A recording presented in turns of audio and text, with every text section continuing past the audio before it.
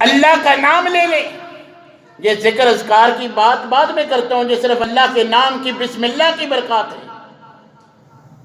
نبی کریم علیہ الصلوۃ والسلام نے فرمایا، صحیح مسلم کی روایت ہے، کہ جب کوئی گھر میں داخل ہوتے وقت اللہ کا نام لیتا ہے، بسم اللہ پڑھ لیتا ہے، قال الشیطان لا مبیت لکم ولا عشاء، شیطان اپنے ستونگڑوں کو کہتا ہے کہ بھئی اس گھر میں نہ داخلے کی اجازت ہے نہ کھانے کی دعوت ہے، نہ ہم داخل ہو سکتے ہیں نہ ان کے ساتھ کھانے میں شریک ہو سکتے ہیں. مگر جب کوئی بندہ، جیسے ہماری عادت ہے، ہم خود ان کو مدعو کرتے ہیں، دعوت دیتے ہیں، خود گھر میں لے کے جاتے ہیں، خود کھانے کی دعوت دیتے ہیں.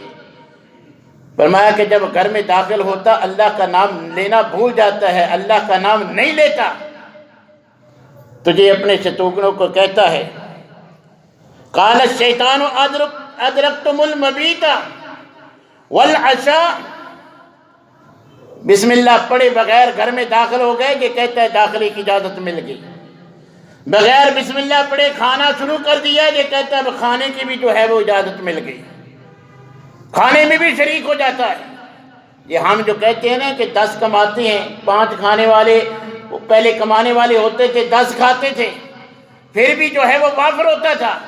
اب سبھی کماتے ہیں، گھر کے مرد بھی عورتیں بھی، سبھی نوکریاں کرتی ہیں، مگر گھر کا گزارا نہیں ہوتا. سبب کیا ہے؟ ہم اکیلے گھر والے نہیں کھاتے، ہم ساتھ ان کو بھی شریک رکھتے ہیں. بغیر بسم اللہ کے جس ٹیبل پہ کھانا کھانے والے کھانا شروع کر دیتے ہیں، یہ گھر میں موجود سارے جن شیاطین بھی ساتھ کھانے میں شامل ہو جاتے ہیں. اگر ہم چاہتے ہیں کھانے میں برکت ہو، جو ساتھ شامل نہ ہو، تو ہمیں عادت بنا لینی چاہیے کہ اللہ کا نام لے کر کھائیں.